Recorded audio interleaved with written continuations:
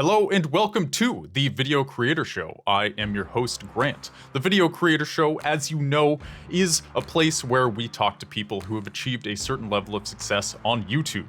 And it is sponsored by VidChops, an editing service that helps take the burden of editing off your back. Check out VidChops.com to see how you can save yourself tons of time and energy while taking your YouTube channel to the next level.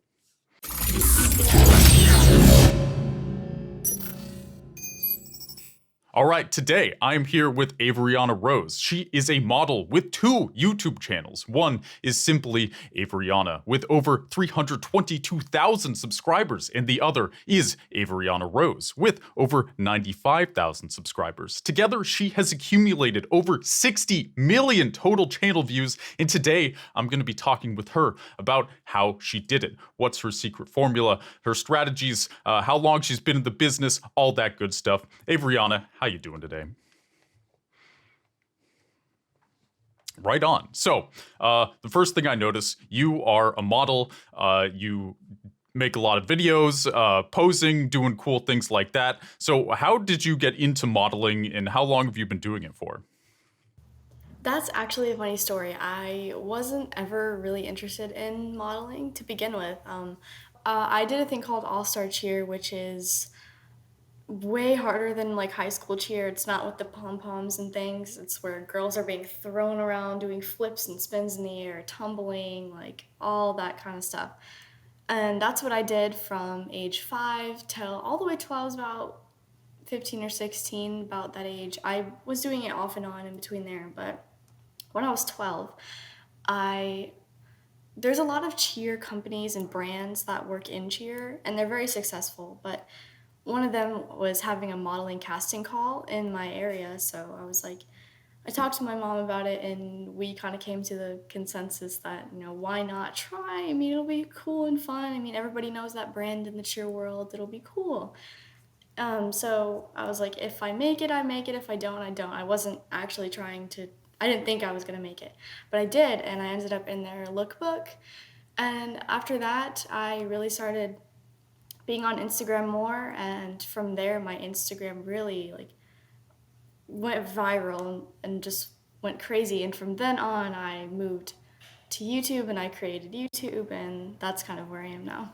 Right on. So you started on Instagram, and you said you started going viral on there. Can you walk us through that process? So you're like posting pictures, I assume reels, and what was that like? How did you do that? Yeah, of course. So Instagram, for me, was extremely successful at first. I was skyrocketing, probably at least on a really good day, like 1,000 followers a day. It was that crazy of a jump and increase at that time. It was mostly pictures. This was like 2016, 2017, maybe a little earlier than that. So mostly like pictures, cheer content, videos of me tumbling, stunting, the teams I was on, the competitions I was going to, my modeling opportunities from there, just a bunch of different things that really helped skyrocket me into having the over 500K that I have now on Instagram. Dang. Okay. So it was like a bunch of different types of content. Are you still like actively tumbling and cheering right now as well? I like to say that I am, but ironically, I go back every once in a while to keep my regular skills and just have some cool little party tricks like, oh, I can do a backflip type thing, but I don't do it as often as I probably should. But I can still definitely do a lot of the cool flips and stunts and stuff like that. Mm-hmm. Right on. Yeah, I mean, the fact that you can do it at all is very impressive. I've tried to do cartwheels a few times in my life, even when I was like 12 and, pretty flexible and whatnot. I just not even close. It's just definitely not my thing, but clearly it is your thing. So with your YouTube channel, so you start blowing up on Instagram, things are going really well there. Then you decide, I'm going to start posting on YouTube. I know you have a lot of videos where you're trying on different clothes, different swimsuits. You're kind of like showing how your workout routine, you're in front of a pool. It's like good vibes. So how did you like decide what you wanted to post? Do you edit all your videos yourself? Do you have people who help you with that? Walk us through your YouTube process. Yeah, so as far as YouTube goes, when I first made my YouTube channel, I just like really Instagram, I wasn't expecting it to get the amount of success that it has gotten. So it was kind of more of a fun thing, like, oh, I'll just post this stuff and see where it goes. And I do actually have some people that help me edit and all that stuff just because editing is hard. And kudos to anybody that does it because it's extremely hard and very time consuming. And so I do have people that help me with that. I have help with ideas and creating content. And as far as my content goes, that's what I've noticed is for sure a really big success for me is, clothing hauls, seeing, workout things. People just are generally interested in the way that I guess I work out and I live and all that type of stuff kind of things. Um, but as far as like YouTube has gone, my audience is very interested in poolside, good vibes, like and behind the scenes of what I'm doing. hmm Right on. So, did it like take a while to figure out what you wanted to do? I mean, clearly, what you're doing on YouTube, it seems to fit the modeling world pretty well. You're like modeling clothes and things like that. Like, did it take time to figure that out, or was it like pretty obvious from the get go? I guess definitely both because I would post a video and it would definitely do really well, and then I'd post another video and that one wouldn't do well at all. So it was hit or miss for sure. But then I learned kind of more of what my audience was into and what they liked to see, like the try on hauls and them seeing all the clothes that I get sent and me trying them on and showing how it fits and brands, all of that different stuff was definitely what they wanted to see and how I got success at that point. Right on. So once these videos started blowing up, I mean, a lot of your videos have well over 100,000 views, if not hundreds of thousands of views. Like you're really killing it. I mean, as I said in the intro, you've hit over 60 million views. Like how has this impacted your life? I assume that this channel has gotten you opportunities, like brands reach out to you. They're probably like, hey, can you try on our stuff? Like what does the before and after YouTube look like for you? Wow, it's definitely made a big difference in my life for sure. I actually got invited to be part of a shorts program. So I talk with YouTube and straight to YouTube with people that work for YouTube. I got invited to VidCon, which is something I never ever thought I'd ever be able to do. Just like big things like brands reaching out, all different things. Like I've even gained more attention on Instagram from my YouTube and vice versa. So it's definitely gotten me a lot of really cool opportunities. So what's one of your favorite brands that you've worked with? I'm not asking you to play favorites here. I don't want you to make any enemies or whatever. But like what was one brand where you were like, "Oh my god, they reached out to me?" Oh, I don't know if this counts as a brand, but I definitely would say like getting that email that said, "Hey, Adriana, we want you to come to VidCon" was absolutely wild for me because ever since I was little, I was like, "Oh, VidCon is so cool," and then they kind of stopped doing it because of COVID, and I was sad. But when I got invited to go and like see what it was like behind the scenes as a creator, was absolutely amazing opportunity. I met some really cool people, got some really cool opportunities as well from that. Yeah. So what are some opportunities that you feel like you got from VidCon? Because I think conventions, like at least for me, so like when I was starting my channel and it was starting to really take off, conventions were kind of an afterthought to me, and it was only when other guys on my team were like, "We should go to conventions," that I actually started like meeting people in real life. Going outside and stuff. Granted, I'm a video game channel, so going outside was perhaps secondary to me. But so yeah, like what opportunities do you feel like going to VidCon got you? For sure, definitely meeting up with people and like getting a real life, version of them rather than an on-screen version, which is always interesting to see how people present themselves in person rather than like on a channel. But definitely networking is a big one, and seeing So at VidCon in the creator part, they had these lounges with brands like Amazon Prime, Amazon Video, all that type of stuff. Being able to see those brands like IRL in person and being able to talk to people that worked for them was a really, really big thing. And it comes down to like getting your foot in the door with bigger brands and them learning your name and seeing your content and seeing all the things that you make on YouTube. Hmm. So you said like meeting people in person versus seeing them in videos. Was that super weird? Because I know for me, like one of the most interesting things about I guess being in the YouTube space and going to conventions is kind of seeing behind the curtain, so to speak. You do end up meeting people who usually you see them on a screen, and oftentimes they're pretty cool. And I can't really think of too many who weren't. But do you feel like this has affected kind of how you look at the world at all? Like seeing people with followings in the flesh? I don't know. It almost like it was awesome, but in some ways also sort of got rid of the mystique of celebrities. Oh, definitely as far as the whole mystique thing goes, when I went to VidCon and I was meeting people and seeing people that I recognized from social media, I was like, you kind of expect them to be the person they are in front of the screen, which is totally understandable. If they aren't, and if they're a little different than that, that's completely understandable.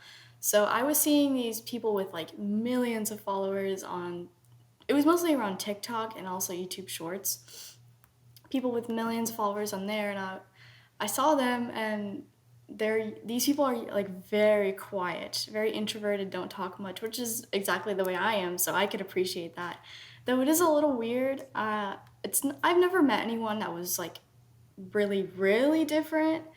I guess people are more like closed off screen. Hmm. Yeah, makes sense. I think a lot of people would be surprised how many YouTubers are introverts.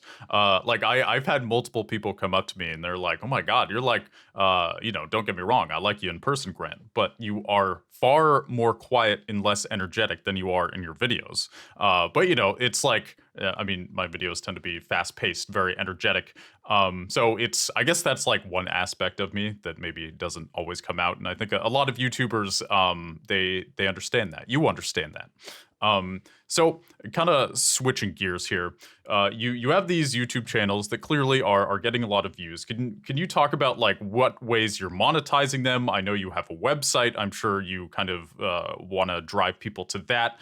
Tell us about like the business aspect of your channels. As far as the business aspect of it, I do have a website, like you mentioned, that is avriana.com if y'all want to check it out. I have merch and different things on that site that people can look at and potentially purchase. As far as YouTube monetization goes, I've had, when I was setting it up, it was a little bit of a hard time for me to get that all figured out. But so far, it's been all right. I get most of my like monetization stuff is from brand deals, working with different brands, and just promoting and influencing. Hmm. So I'm kind of interested in the brand deals in your space. So when like a brand reaches out to you, clearly they like give you clothing and that's free. I Do they also pay you money on top of it? Does it depend on the brand deal? If you're comfortable talking about these things. Yeah, of course. As far as brand deals go, me and my agency works with me, and the brands go to the agency to work with me. So my agency does a lot of the, negotiating, pricing, all that kind of stuff.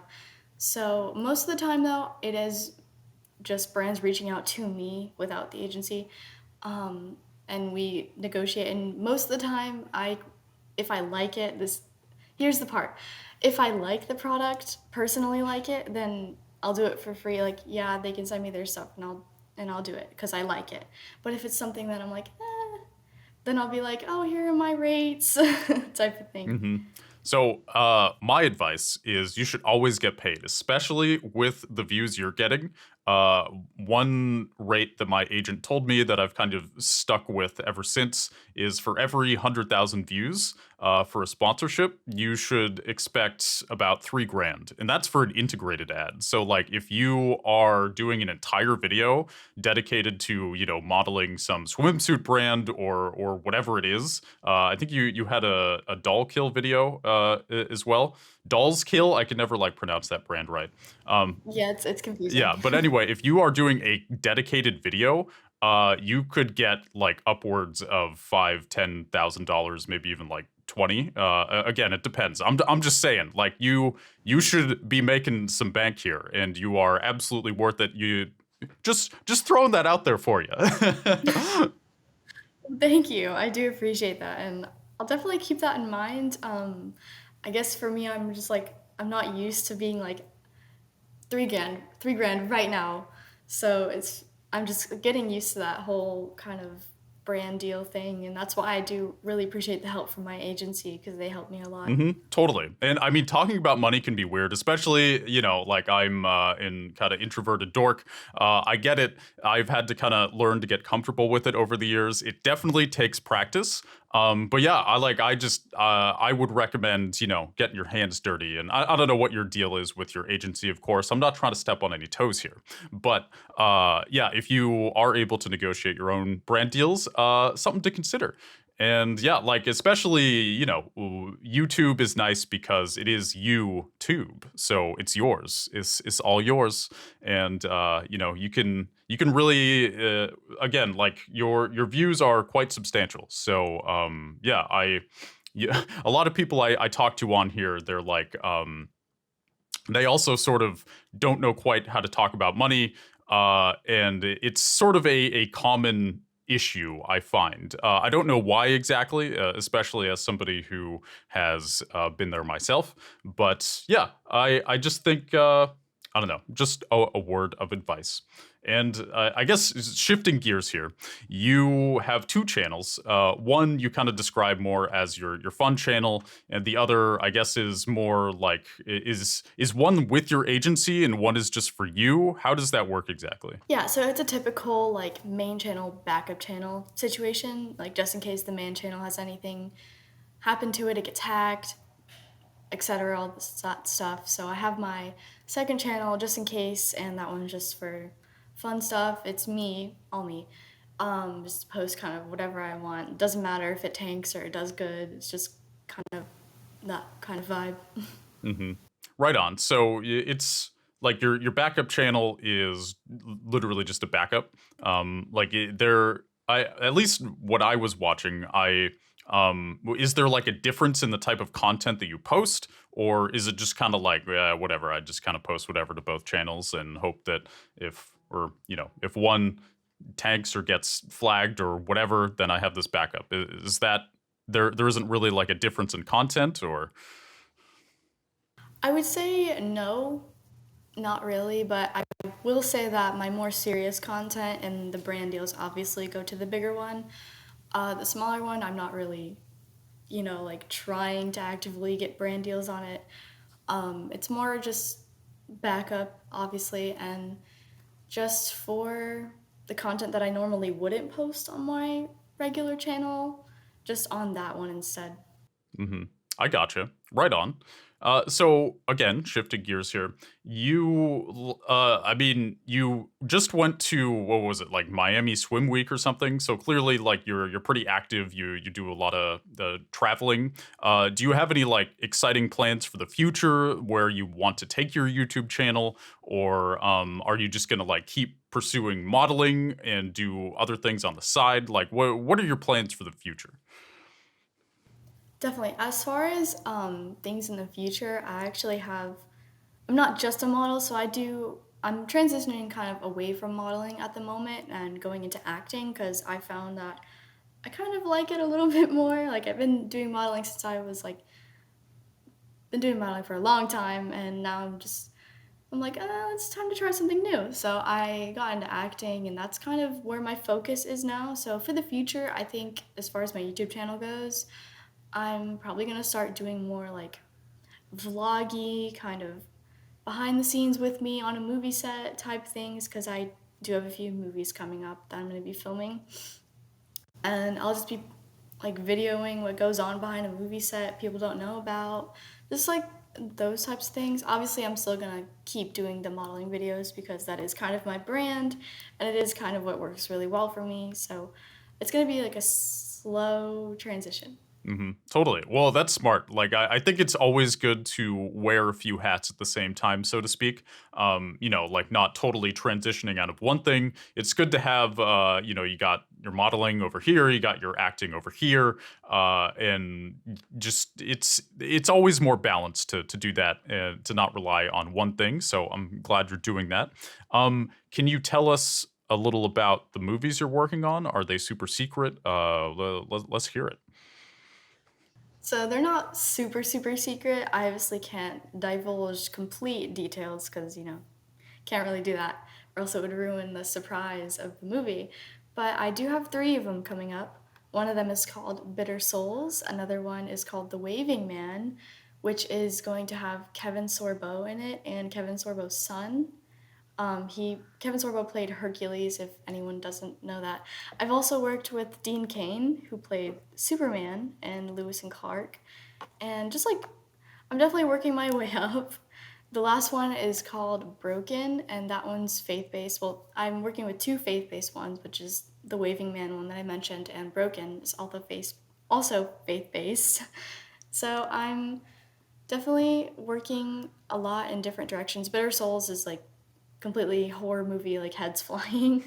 So it's a little different than the other ones, but it's definitely going to be fun, and I'm really excited to show those to the world, hopefully.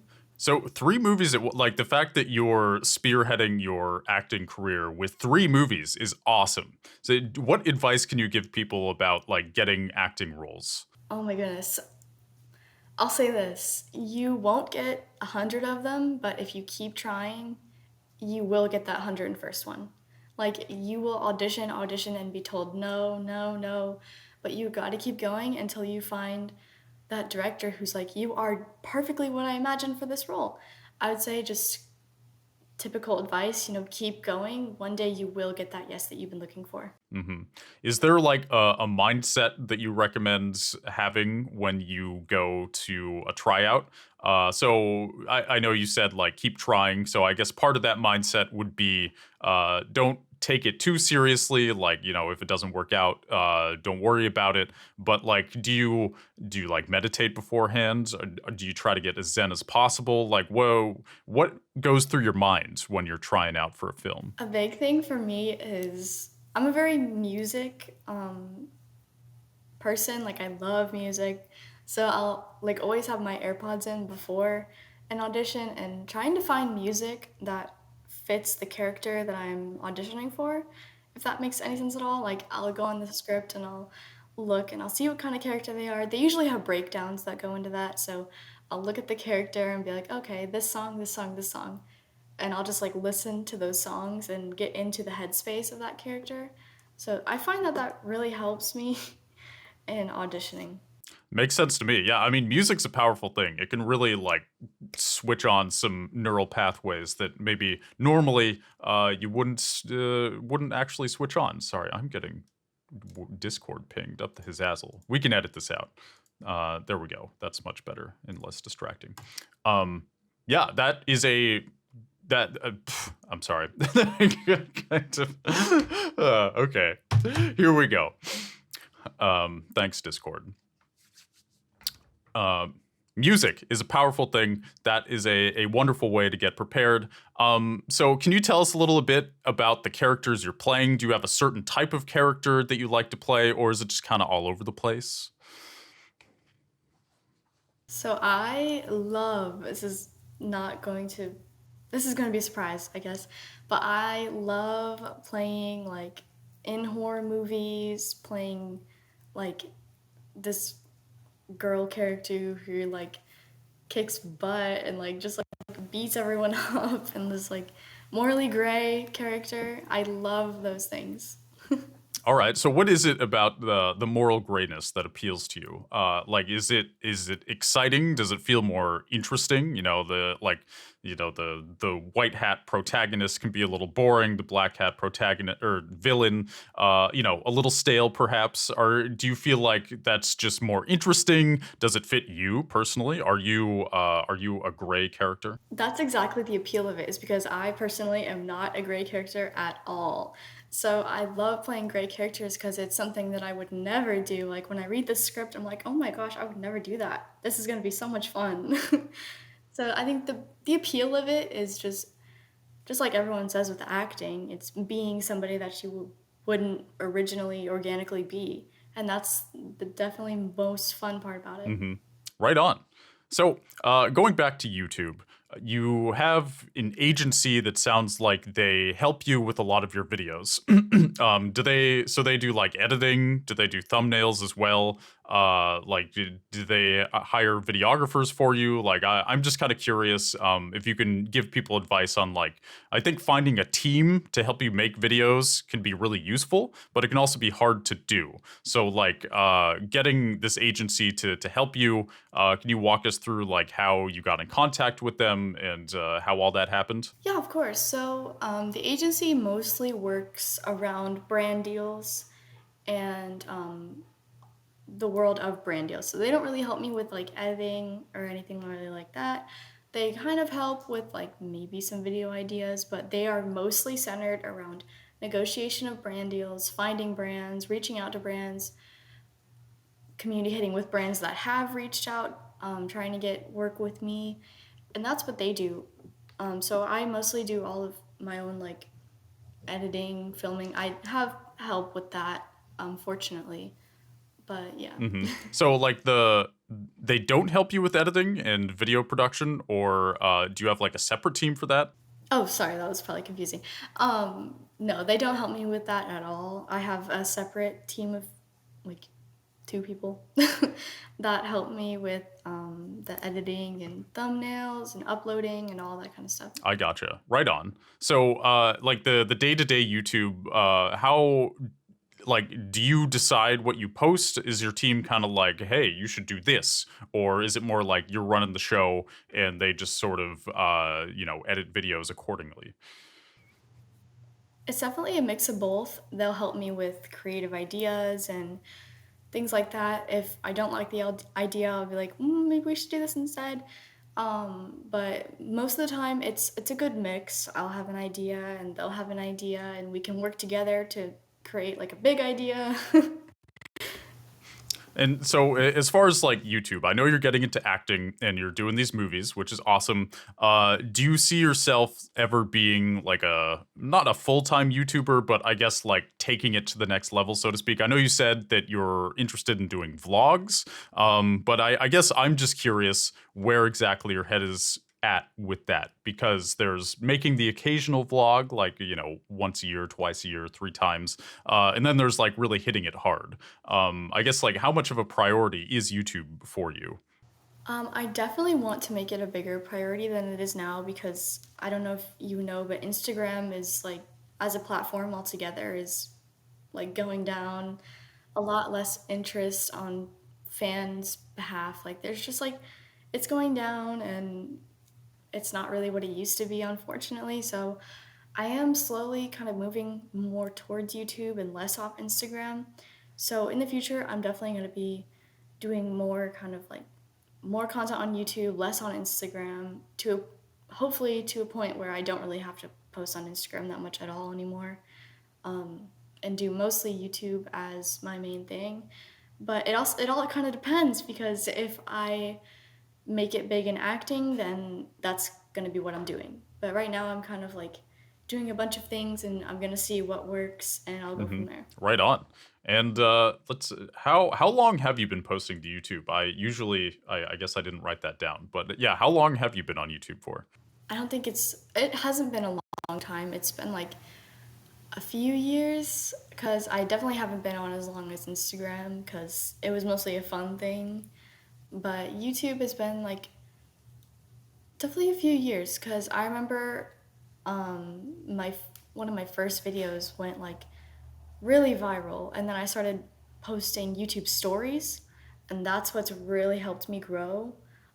So if anyone out there needs a little bit of advice, I would say use YouTube stories, use that to your advantage, because the first time I started posting to YouTube stories, I was getting consistently 1 million views every time, Oh, if that even more sometimes.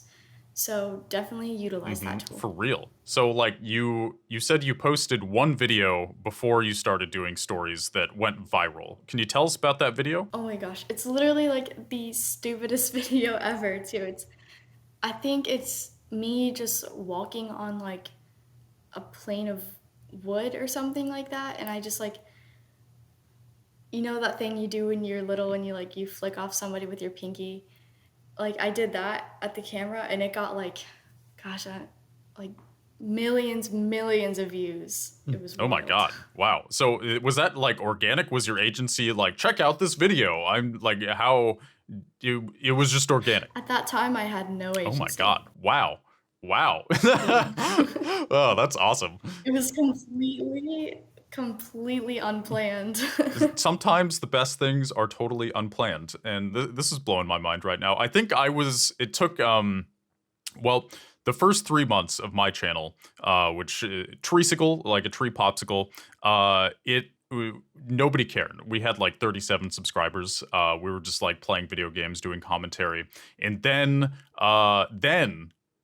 we created our first episode of our main series, and that started blowing up. I think that video currently has like 2 million views or something, but that's like years later. So I don't know. I'm always fascinated with people who like they just kind of post and then it blows up, and then they're like, I don't know, I don't get it. It just sort of happened, and then like, I mean, is that like weird for you? Are you confused? Are you just like super down with it? Like, what is that like? It was crazy because when that video was posted, like I had my manager like come up to me and be like, "Hey, this has like 7 million views." I'm like, You're kidding! It does not. Like it does not." And it did. And then from there on out, we started posting the stories, and that's kind of how I got that high number of accumulated views. So you weren't even like checking this video. You just kind of posted it, and then somebody had to come to you and be like, "Hey, have you seen the views?" Literally, yeah, because when it was posted, I was like, oh, that's just for fun. Like, it'll never go anywhere. It'll have like a max 15 views. But no. Yeah, I mean, just to kind of give people an idea, I'm on your channel, Avriana Rose. Mini home workout with Avriana, 12 million views. 59 seconds, by the way. As a general rule, would not recommend posting 59-second videos unless it's a short, but you have transcended the algorithm clearly. And then how to work out like a model at home, smiley face. Over 400,000 views. Yabba Dabba Doo photo shoot, 238,000. I mean, yeah, you're just like nail it like every single time. It's like really taken off. I mean, good for you. This is awesome. Yeah. Something I've definitely noticed is my fans, like, I don't know how else to say it, but they don't have very high of an attention span.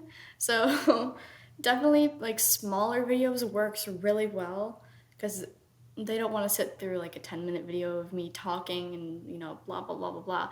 They like the smaller videos where it's like getting to the point and then it's hmm good. So, like, okay, tumbling on your trampoline, 26,000 views. Like, oh, that's an 8-second video. That is a bold move. That's like shorter than most TikToks, I would say, but still 26,000. So I mean, this is also your secondary channel, right, Avriana Rose? So yeah, I guess this just seems like you're doing whatever the hell you want on this channel, and clearly it works. Um, so I also like you have some shorts of you like posing in front of a surfboard. Do you surf as well? No, that was actually a photo shoot I did, and that was like behind the scenes of that photo hmm shoot. Right on. So, with when it comes to photo shoots, do you like have a certain type of shoot that you like to do? Are you kind of just open to whatever? Like, what is the vibe that you generally go for? For photo shoots, it's mostly like swimwear on the beach next to a pool, like Definitely like a Miami type of vibe for sure. hmm I so I am curious. Like, what is Miami actually like? I This is like totally irrelevant, but I've heard some legends about Miami. Is it as ridiculous as people say? Yes, 100%. So ridiculous. It's definitely the people you meet. Um, I met some really crazy characters when I was in Miami last time. It's definitely a city that never sleeps for sure. The hotel I was staying at, like, heard honking until like 5 a.m. was like nonstop, going, going, going, going. Like everywhere you go, it's just crazy crowded and everybody's dancing and drinking and having fun. It's definitely crazy. A lot of popped collars, I would imagine, sunglasses, aviators. Yeah. All right. Well, that is good to know. Yeah, again, I've been to what? I've been to Key West. I've been to some places in Florida, but I don't think I've ever actually been to Miami. Anyway, so can you give some general advice for people who are looking to get into the space that you are in, whether it's modeling, acting, YouTube? What advice do you have for somebody who is I on would the say outside definitely looking in? do the things that you were not expecting to do and do the things that you don't think you're going to be successful at. For example, like my modeling that I mentioned. Post the things you didn't think were going to be successful because I just checked and the first video I mentioned with the pinky is actually at 20 million views. And Oh my it's God. just like really dumb stuff. Post it because you never know if you're like, you'll never know what it's going to do. So I would say take the risk and do it. hmm Yeah, I mean, that is always the advice I like to give people because really the main thing holding you back from achieving success on YouTube is a lack of consistency. So if you're just like you don't have much of a filter and you're posting as much as possible and you're not too worried about how the world is going to perceive you, then you are way more likely to succeed than if you are this sort of like perfectionist who is always like tearing yourself apart and it takes you forever to come out with a video. Though, if your videos are long enough and detailed enough, and then you can make it work with a kind of sporadic release schedule. But generally, I think that attitude that you described is a good one to have. Definitely have to agree with More you is there. more. For real.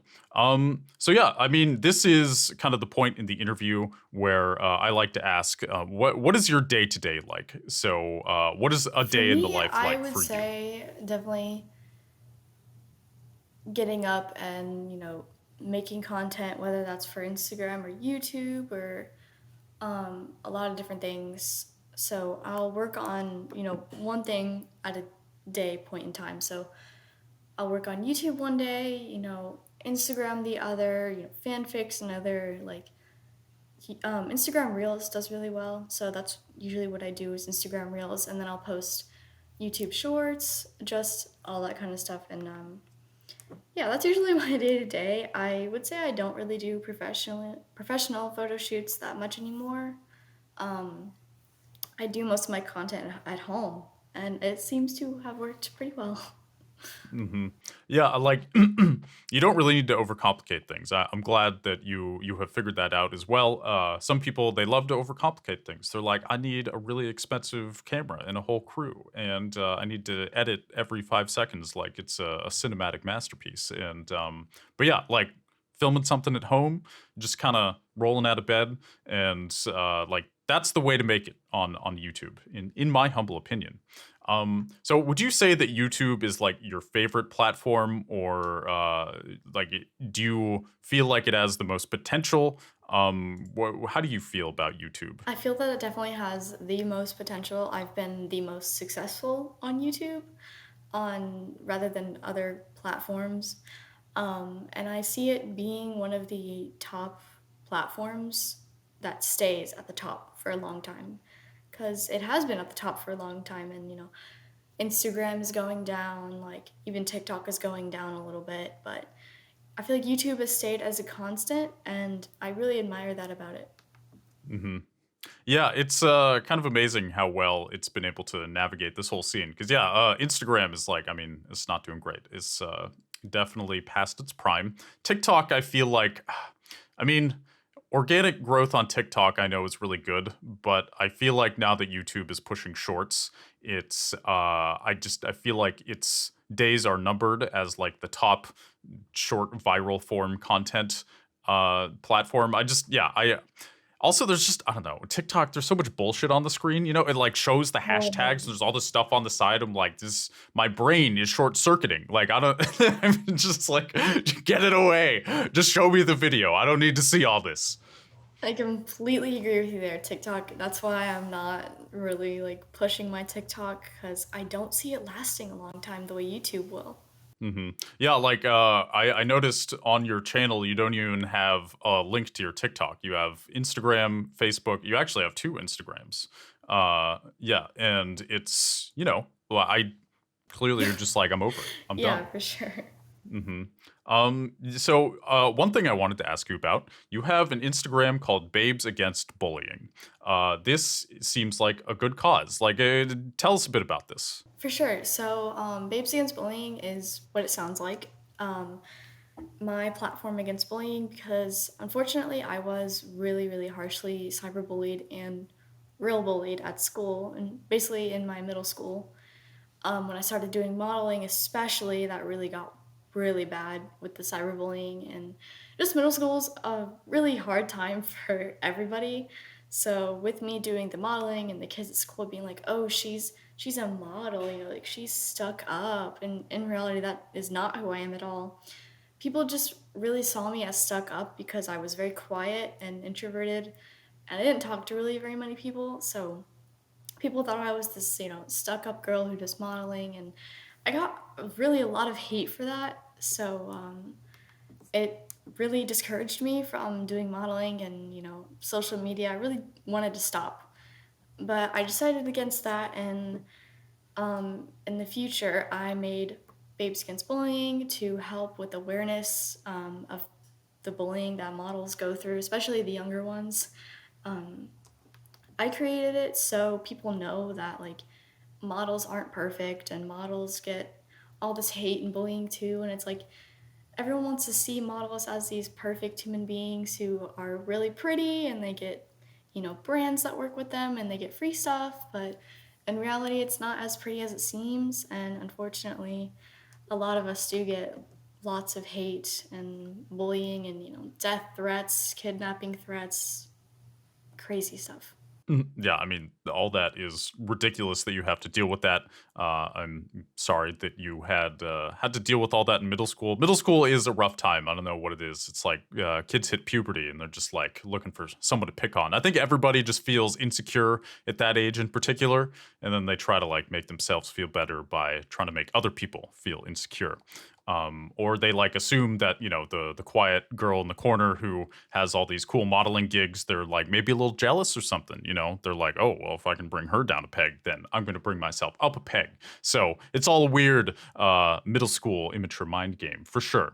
But I'm glad that you are kind of getting out there and spreading a helpful message. So like, what are some ways that you have personally like taken action against bullying, like more in your own life? I know you have like this cause, but like for your own life, like what do you do to kind of put up the walls, the defenses against these stupid people who are saying stupid things? Just be more successful than they are. Easy. That's a good answer. Short and sweet. I like it. So yeah, I guess it's about like owning your own power, right? Like not letting it get to you and just doing it big. Yep, exactly. Just getting a thick skin and keep going. hmm Right on. Well, so I think we're at the point where why don't you tell everybody where they can find you, pitch your most important things, and yeah, just be shameless. Tell everybody. All right, shameless plug. Guys, my name is Avriana Rose, and I know that's complicated, so I'll spell it for you. All of my platforms are Avriana or Avriana Rose, so if you want to look up Avaryana Rose, you will find me everywhere, and please follow Babes Against Bullying, which is babes.against.bullying, to help with my bullying cause and help spread awareness of the bullying. And yeah, thank you all so, so much. There you have it, everybody. Avriana Rose, and thanks so much for joining me today. I really appreciate your time. I wish you a lot of luck in your acting career. Again, she's got 3 movies coming out, people. That was The Waving Man. What are the other 2? I have a terrible memory. The Waving Man, Bitter Souls, and Broken. There we go. Check them out, everybody. Are those coming out this year, next year? Hopefully, probably next year, because they are filming in fall, winter-ish. So probably next year. Right on. All right. Well, I'll be on the lookout, and everybody else will be too. With that, that's the end. That's it. Make sure to follow, like, subscribe, whatever platform you're on, so that you can hear my wonderful voice in the next one. Bye, everybody.